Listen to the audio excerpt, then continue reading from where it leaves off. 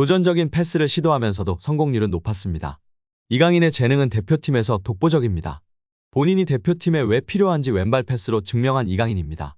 이강인은 지난 태국 1차전 서울 홈경기에서도 시차 적응 및 회복 문제로 30분여 뛰었지만 번뜩였습니다.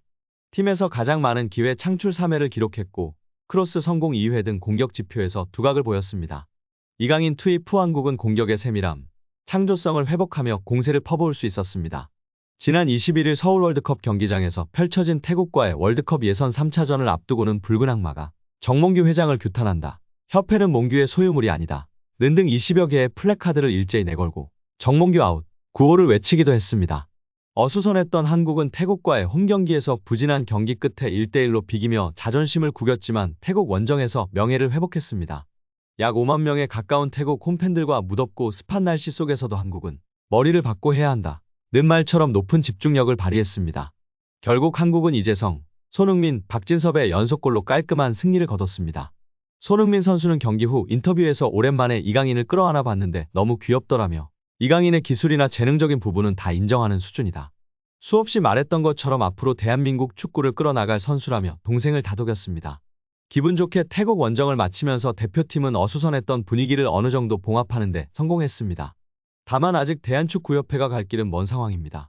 새로운 A 대표팀 감독 선임, KFA 내부 기강 확립 등 해야 할 일이 산적합니다.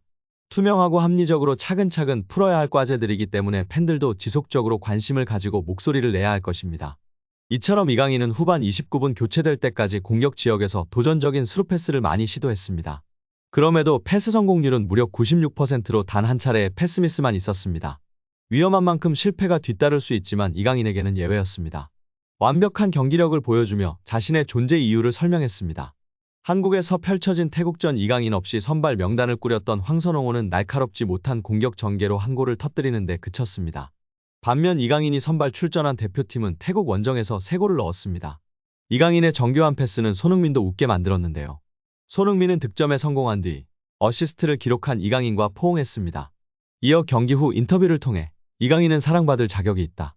한국 축구를 이끌어갈 선수라고 공개적으로 이강인을 지지했습니다. 그만큼 이강인의 패스는 상대에게 치명적이고 대표팀에게 달콤했습니다. 여기에 PSG 소식을 전하는 PSG 토크도 두 선수의 합작골을 조명했습니다. PSG 토크는 PSG는 A매치 기간 동안 몇몇 선수들을 차출시켰다. 그중 한 명이 이강인이라면서 그는 태국과 2차전에서 74분간 뛰었다. 손흥민과 연계해 한국의 두 번째 골을 만들었다라며 이강인의 도움 소식을 전했습니다. 그러면서 2023 아시안컵에서의 일은 이제 마무리됐다. PSG 스타 이강인이 손흥민의 골을 도운 것은 아시안컵에서 있었던 문제를 잘 마무리하고 앞으로 나아가는 좋은 방법이라고 덧붙였습니다. 이제 프랑스 언론에서도 아시안컵에서의 일을 잊고 앞으로 나아가라고 지지하고 있는 모습입니다. 우리 이강인, 손흥민 선수 부상 조심하시고 행복 축구하길 응원합니다.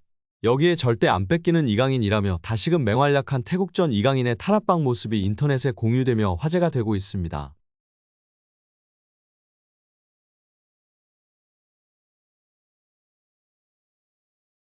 노룩 힐킥 패스부터 자로 잰 듯한 환상적인 스루 패스까지 맹활약을 보여줬던 이강인 선수인데요. 중원에서 태국 선수들의 압박을 요리조리 피하며 탈압박하는 영상이 화제가 되고 있습니다. 태국 선수들 2명에서 4명 근처에 있던 선수까지 5명 이상이 있었으나 이강인 선수의 볼을 뺏지 못하는 모습에 팬들은 절대 안 뺏기는 이강인이라며 극찬하며 축구 커뮤니티에서 공유되고 있습니다. 최근 파리에서 환상적인 왼발 감차로 물오른 감각을 보여줬던 이강인 선수가 태국 원정에서 충분히 회복한 후 맹활약을 펼치며 중요한 승점 3점을 따내는 데 큰 역할을 했습니다. 어시스트 1개와 선제골 기점 패스부터 맹활약을 인정받아 축구 통계 매체 소파스코어의 평점 1위를 달성한 이강인 선수입니다.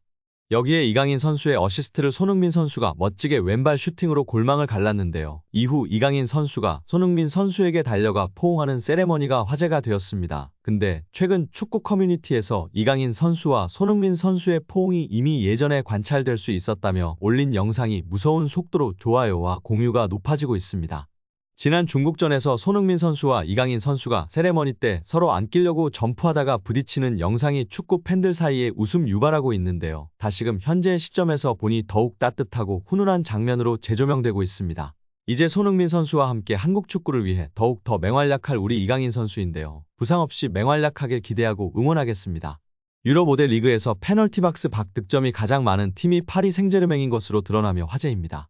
축구 통계 매체 후스코어드닷컴은 SNS를 통해 이강인과 킬리안 은바페의 사진을 올리며 유럽 5대 리그에서 박스 밖에서 득점이 가장 많은 팀이 PSG라고 알렸습니다. 이는 오직 리그에서만의 기록입니다. PSG는 박스 밖에서만 총 14골을 기록했습니다. 지난 18일 몽펠리에전까지 합쳐 PSG가 넣은 62골 중 22.6%를 차지합니다. 2위는 기록한 프리미어리그 맨체스터 시티 10골보다도 4골이 많습니다. 3위는 9골을 기록한 분데스리가 강호 라이프치히입니다. PSG가 중거리 슈팅 능력이나 프리킥에 가장 능통한 팀이라는 뜻인데요. 강한 슈팅과 함께 골문 안으로 넣는 정확도까지 겸비해야 박스 밖 득점을 기록할 수 있습니다. PSG가 박스 밖에서 가장 많은 득점을 기록하는데 1등 공신은 주포 은바페입니다. 14차례 박스 밖 득점 중 5골을 기록하고 있습니다. 박스 밖 득점의 3분의 1 이상이 은바페 몫이었습니다. 은바페는 강한 발목 힘을 보유하고 있어 그의 슈팅은 그물을 찢을 듯한 느낌을 줄 정도입니다. 실제 그의 득점으로 골망이 찢어지는 일도 한 번 있었습니다. 은바페는 PSG의 해결사인데요.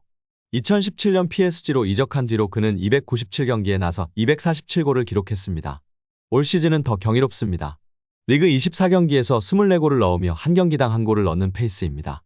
리그 득점 선두이며 2위와는 9골 차로 이변이 없는 한 리그 득점왕을 확정지었습니다. 다음으로 PSG의 박스 밖 득점이 많은 선수는 비티냐입니다.